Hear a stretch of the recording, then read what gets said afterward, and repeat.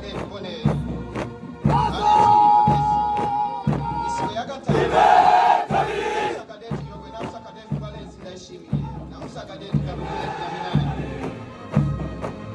Isibo ya gatandatu ya Officer Cadet Yogwe na Officer Cadet Fulgence Tabaruka na Officer Cadet Daniel Yosef. Isibo ya mbere y'abaherekeje Officer Cadet Yogwe na Officer Cadet Emmanuel Ufiteyezu na Steven Hatungimana. Isibo ya munani ikaba n'isibo ya kabiri y'abaherekeje Officer Cadet Yogwe na Officer Cadet Vincent Kwizera.